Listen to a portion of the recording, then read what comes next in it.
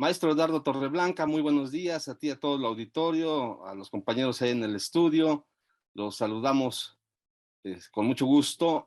Comentarles que según el INEGI, alrededor de 400,000 negocios en el país, entre medianos, pequeños y micros, no lograron sobrevivir a la pandemia COVID-19 que se inició en el año 2020. El INEGI dio a conocer el estudio sobre la demografía de los negocios 2021, en el cual informó que de mayo de 2019 a julio de 2021 nacieron 1,187,169 negocios de micro, pequeña y medianas empresas en el país. Sin embargo, alrededor de 1,583,930 negocios se vieron obligados a bajar las cortinas en forma definitiva. Esto quiere decir que en el balance final hay un total de 396,761 establecimientos menos que los reportados durante el censo económico del 2019, cuando sumaron 4,857,000, lo que significa una reducción de menos 8,2% de negocios. Por sector, durante el periodo de estudio se registró que la mayor proporción de muertes de negocios fue en servicios privados no financieros, con 38,16%, seguido del comercio con 29,88% y manufacturas con 25,69%. Respecto de la desocupación laboral, el documento refirió que a nivel nacional, por cada 100 personas que trabajaban en los negocios en 2019, 20 personas dejaron de hacerlo por los establecimientos que murieron en el 2020, mientras que en 2021 la proporción aumentó a 27 personas por cada 100.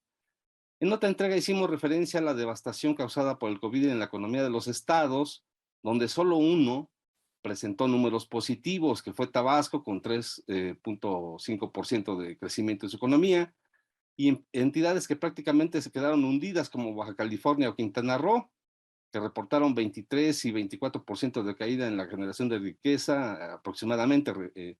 Pues bien, en este moridero de negocios y como una crueldad del destino, el estado de Quintana Roo repitió como líder en las variables negativas, esto entre nacimientos y muertes de negocios.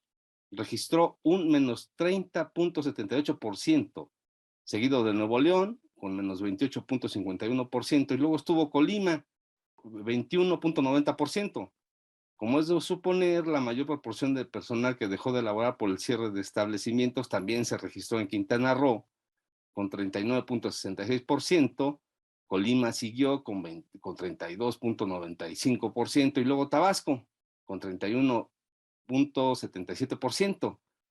La media nacional de cierre de negocios por la pandemia fue de 24,44%, de modo que Quintana Roo y Nuevo León superaron el indicador, aunque todas las restantes entidades presentaron saldos devastadores en la variable entre muertes y nacimientos, con la notable excepción de Chiapas, que tuvo un positivo 1,39%.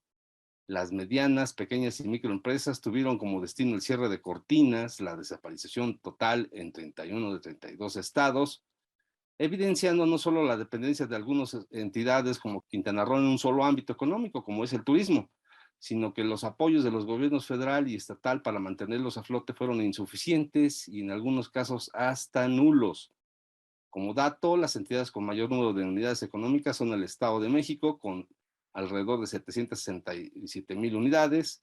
Según los censos económicos del 2019, es el más alto número que hay en el país. Luego está la Ciudad de México con alrededor de 427,000 y Jalisco con 335,000, donde sus variables fueron negativas entre nacimientos y muertes de negocios. Hay que decir que no obstante el cierre de estos, el empleo reportó cifras históricas. Según los datos ofrecidos por el IMSS, se recuperaron los empleos perdidos durante la contingencia sanitaria y sumaron algunos miles más. El país alcanzó la cifra más alta en la historia en cuanto a la creación de empleos, con cerca de 20,900,000 plazas, según el IMSS, con datos hasta el 30 de noviembre.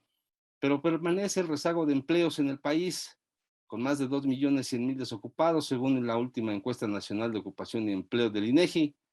Y la no muerte de negocios, hay que decirlo, pudo haber apoyado el impulso del empleo mucho más de lo que se tiene actualmente. Esa es la situación que dejó el COVID en los estados en materia de MIPYMES, Eduardo.